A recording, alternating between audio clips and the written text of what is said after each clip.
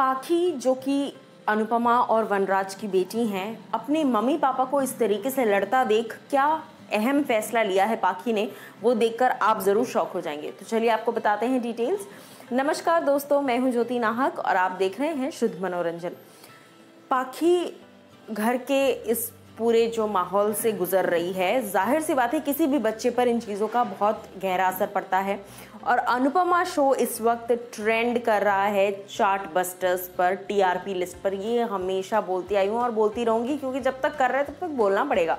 अब मैं आपको बता दूँ कि अनुपमा और वनराज के बीच में जिस तरह की नोकझोंक हो रही है, और जिस तरह की नोकझोंक, तो क्या ये अनदर लेवल नोकझोंक है, नोकझोंक गलत वर्ड है एक्चुअली, जिस तरह का घमासान युद्ध हो रहा है और वनराज ने जिस तरह की सफाई दी है कि मैंने एक्स्ट्रा मैरिटल अफेयर इसीलिए किया क्योंकि अनुपमा मेरे लायक नहीं है, मेरे काबिल नहीं है।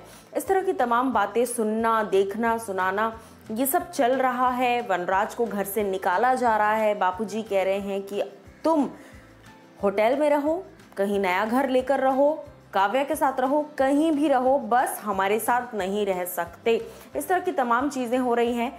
इन सभी चीज़ों में एक बड़ा ट्विस्ट आप देखने वाले हैं आने वाले कुछ दिनों में, और वो बड़ा ट्विस्ट है कि पाखी गायब हो जाएगी। जी हाँ, अब आप सोच रहे होंगे कि ऐसे कैसे गायब हो जाएंगी, तो मैं आपको बता दूं कि गायब होने से मेरा तात्पर्य है कि पाखी ये चीज़ें झेल नहीं पा रही है, ये चीज़ें वो बर्दाश्त नहीं कर पा रही है। इसलिए रीसेंट अपडेट्स के हिसाब से मैं आपको बता देती हूँ कि वो इस बात का फैसला लेती है कि मुझे घर छोड़ के जाना है, मुझे इस घर से निकलना है, मैं नहीं रह सकती इस घर में। जाहिर सी बात है, क्योंकि जिस तरह का माहौल बन चुका है, ऐसे माहौल में कोई भी शायद ही रह पाए या शायद ही एडजस्ट कर पाए, और वही चीज़ें पाखी के साथ हो रही हैं। जहाँ तक काव्या की बात है, यहाँ पर कहानी ट्विस्ट तब लेगी जब वनराज काव्या के पास जाएंगे, उनके पास रहने के लिए जाएंगे, और तब काव्या को पता चलेगा कि घर की जिम्मेदारियाँ कुछ घंटे कैंडल लाइट डिनर से तो डेफिनेटली ज़्यादा होती हैं।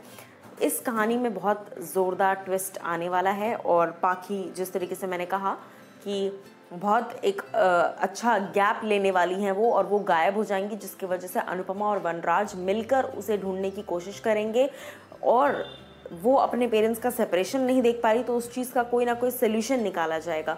तो ऐसा एक ट्विस्ट इस कहानी में आने वाला है। अब आप लोग बताइए कि ये ट्विस्ट के लिए आप लोग कितने एक्साइटेड हैं? क्या आपको ये ट्विस्ट मेकर्स की तरफ से इंटरेस्टिंग लग रहा है, या फिर आप चाहते हैं कि कोई और ट्विस्ट कहानी में ऐड हो?